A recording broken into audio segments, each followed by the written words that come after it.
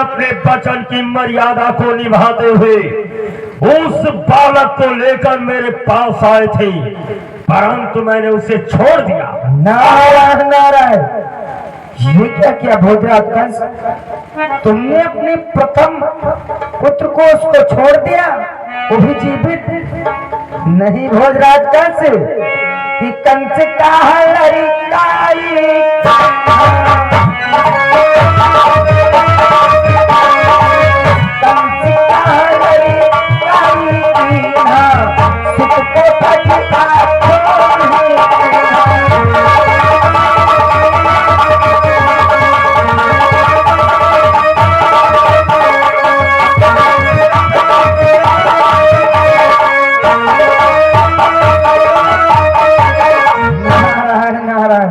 भोजराज कंस, ये आज तुमने कैसा बचपना कर दिया?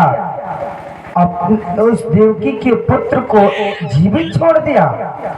हाँ, तो इसमें क्या गलत किया? देवर्ष नारद, देवकी का प्रथम पुत्र हमारा शत्रु नहीं है। आकाशवाणी के कथनानुसार देवकी का अष्टम लाल मेरा है। नारायण नारायण, हे भोजराज कंस, मैं जानता हूं कि देवकी के अष्टम लाल ही तेरा काल है, परंतु भोजराज कंस, ये लो मेरा पुष्प, और इस पुष्प की पंखुड़ियों की गणना करके मुझको बतलाओ। इस पुष्प से क्या सिद्ध करना चाहते हो? अभी सिद्ध कर दूंगा भोजराज कंस। इसमें कौन सी बड़ी बात? लाओ, इस पुष्प की पंखुड़ियों की गणना मैं कर देता हूँ। भोजराज, बोलो, किधर से गणना करूं? सीधी तरफ से पहले करो। सीधी। 1 2 3 4 5 6 7 8। नारायण नारायण, अब इसको उल्टा करके गिनती गनो। उल्टी तरफ से 1 2 3 4 5 6 7 8। नारायण नारायण, कुछ समझ में आया भोजराज का? सीधी तरफ से गिनता हूं तो प्रथम ये है और अष्टम ये है, और इधर से गिनता हूं तो प्रथम और अष्टम। नारायण नारायण भोजराज कंस, प्रथम अष्टम ये क्या? हाँ भोजराज कंस, ये भोजराज बसी सीतर है, हरी बच्चों का क्रम हो सकता है, और पहला अष्टम हो सकता है, अष्टम पहला हो सकता है।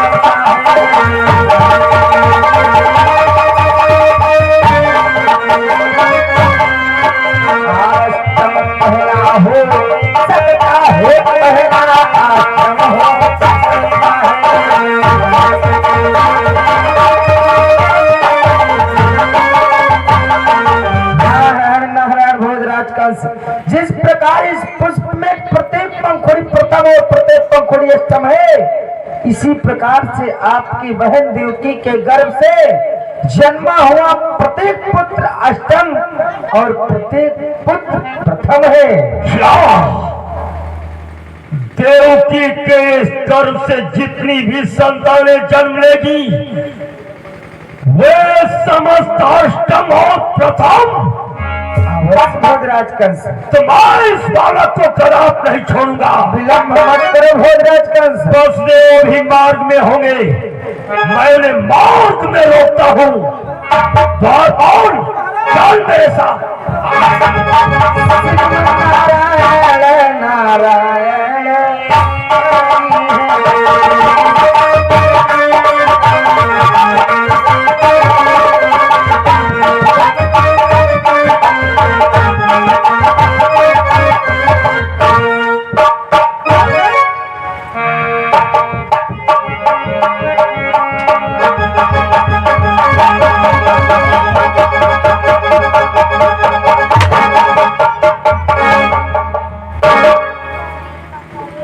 सावधान वसुदेव, ये बालक मुझे लाओ। युवराज, ये आप क्या कह रहे हैं? अभी अभी तो आपने इसे जीवनदान दिया है। नहीं, ये मेरी भूल थी, बच्चा दे, इसलिए ये बालक मुझे लाओ। बच्चा दे, बच्चा दे, बच्चा दे। नहीं युवराज, इस पुत्र को अब मैं नहीं दे सकता, क्योंकि आपने इसे वापस कर दिया है। ये आपका काल भी नहीं हो सकता। ये मेरा काल है, मैं इसे समाप्त करूंगा। बच्चा दे। नहीं युवराज, मैं इसे नहीं दूंगा। आज बच्चा खेल लो। नहीं देगा? बात और ये मेरी तलवार पकड़। तो दे। जब घी उंगली सीधी घी, जब घी सीधी उंगली से नहीं निकलता है सीधा हाथ खोल दो। तो उंगली टेढ़ी करनी पड़ती है। हम कहे सीधा हाथ खोल दो। बोल, बालक देगा अथवा नहीं? नहीं देगा?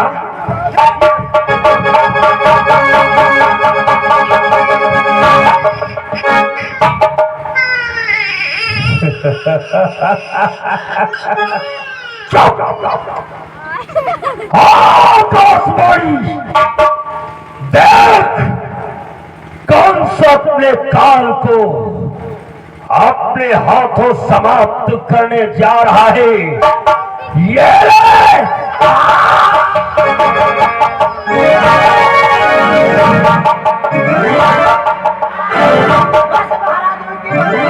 वो झरी पचौनी सब बाहर निकल गए मुझे। तो कौन इस मांस के लोथड़े को उठाकर किसी गड्ढे में डाल दो, और सिपाहियों वसुदेव को कारागृह ले जाओ, और सख्त पहरा, सख्त ड्यूटी ले जाओ। मुझे क्षमा करना मेरे लाल, इन दरिंदों से तुम्हें मैं नहीं बचा सका पुत्र, क्योंकि इस वक्त हम पराधीन है मेरे लाल। इन दुष्टों ने मार्ग में आकर के मेरी गोदी से छीन करके तुम्हें समाप्त कर दिया। दिल का खिलौना मेरे, दिल का खिलौना मेरे टूट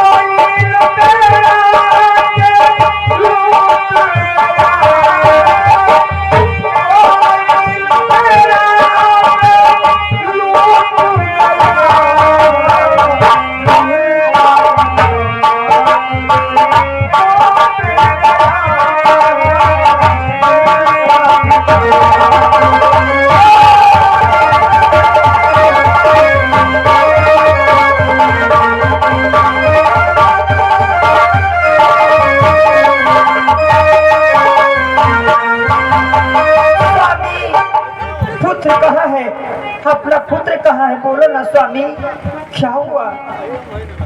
क्या बताऊं देवकी कि अपना पुत्र कहाँ है? स्वामी, क्या मेरा संदेशा मेरे भाई से नहीं बतलाया था क्या? बताया था देवी। वो संदेशा सुन के पुत्र को सब अपनी गोदी में लिया और फिर वापस कर दिया। उसके पश्चात मैं मार्ग में ले आ रहा था, वो कुछ सिपाहियों के साथ में तुम्हारा भ्रात कंस मिला मुझे मार्ग में, और मेरी गोदी से छीन करके दुष्ट ने मेरे पुत्र को समाप्त कर दिया। ये क्या किया भाई तूने?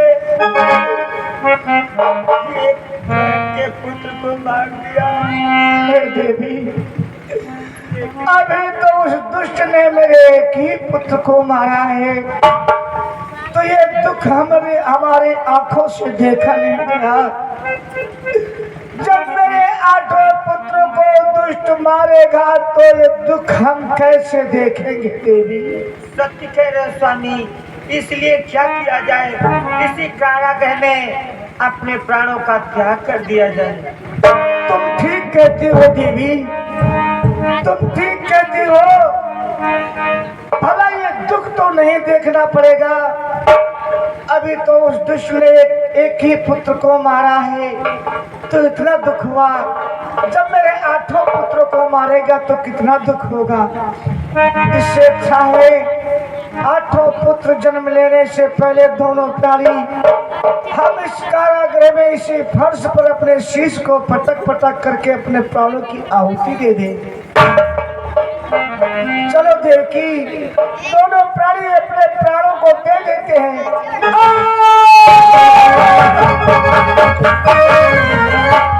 नारायण नारायण। कारागृह में देवर्षि नारद, देवर्षि के चरणों में वसुदेव का प्रणाम स्वीकार हो। कल्याण हो। परंतु तुम दोनों अपने प्राणों को किस लिए दे रहे हो? हे देवर्षि, युवराज कंस ने अभी तो मेरे एक ही पुत्र को मारा है, वो दुख हमसे देखा नहीं गया। जब मेरे 8 पुत्रों को मारेगा तो ये दुख हम नहीं देख सकते, मेरी आंखें नहीं देख पाएंगे देवर्षि। इसलिए हम दोनों पति और पत्नी मिल करके ये विचार किया कि अपने प्राणों को ही दे दे तो अच्छा रहेगा। नारायण नारायण। शिवस्देव, ये तुम क्या करने के लिए जा रहे हो? अरे हो सकता है भगवान आपकी परीक्षा ले रहा हो। परीक्षा? हाँ। कैसी परीक्षा देवर्षि? जानते हो तपसी वराऊं? बोलो देवर्षि। कि हे तपसी वर तुम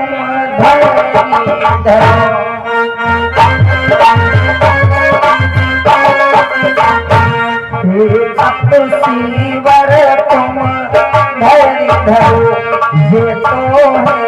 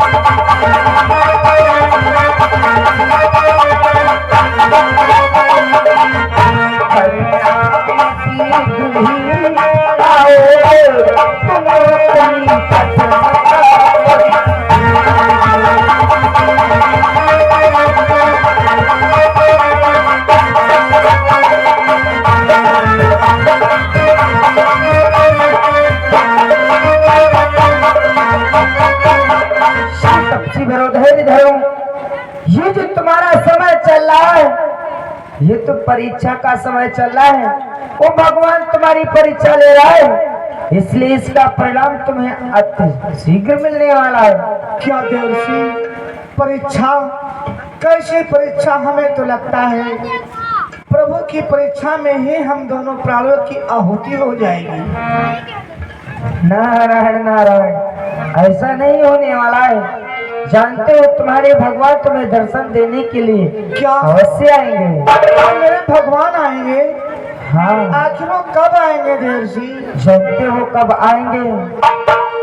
हे तपसी वर दड़ भागी हो, हे तपसी वर दड़ भागी हो, भगवान तुम्हारे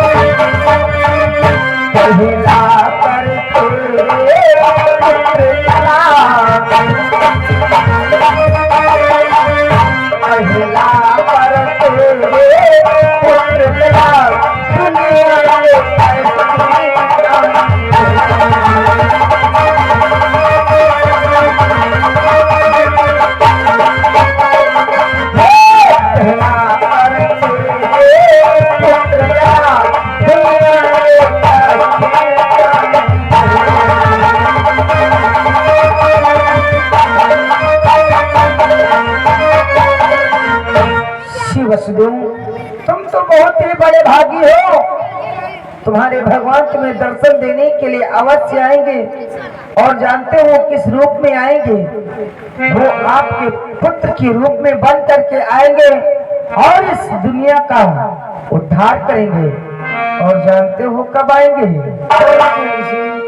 कि जब सात्विक गर्भ तक राक्षस के होती ताकत हो जाएंगे और तीनों लोगों के प्राणी सब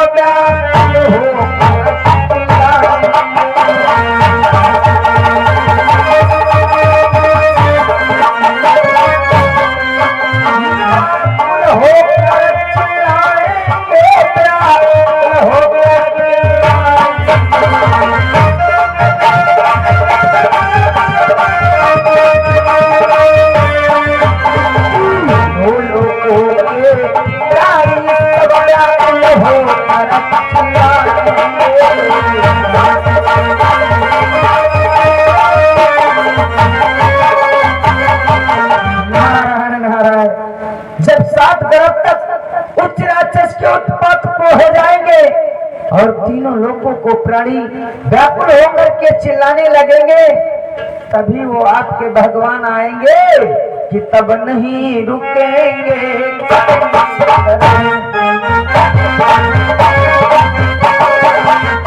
तब नहीं रुकेंगे, इसी तरह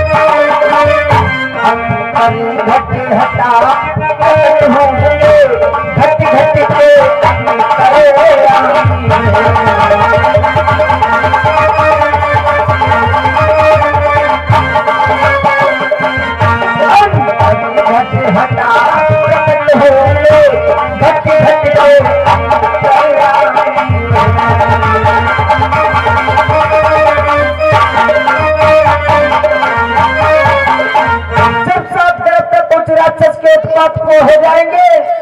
तीनों लोगों को प्राणी व्याकुल होकर के चिल्लाने लगेंगे, तो वो 8वें लोक के स्वामी नहीं रुकेंगे, वो आपको दर्शन देने के लिए अवश्य आ जाएंगे। इसलिए हमारा कहना मानो, तुम उस प्रभु का भजन कीर्तन करते रहो, हो सकता है ना जाने कब वो आपकी पुकार सुन ले और आपको दर्शन देने के लिए आ जाए।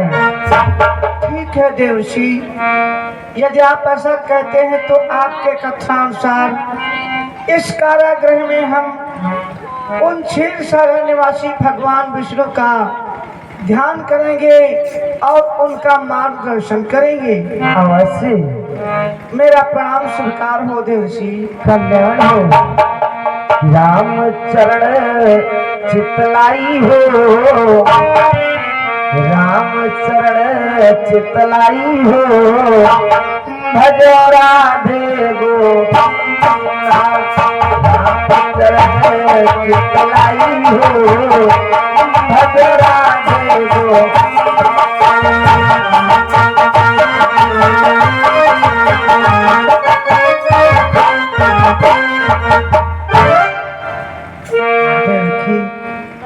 देखो देवशिनार ने बताया है कि तुम दोनों प्राणी अपने प्राणों को मत दो, तुम्हारे भगवान तुम्हारे पुत्र बन करके आएंगे और तुम्हारे समस्त कष्टों का निवारण करेंगे।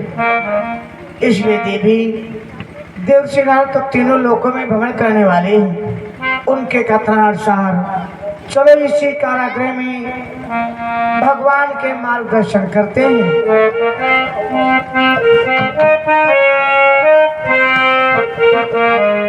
दर्द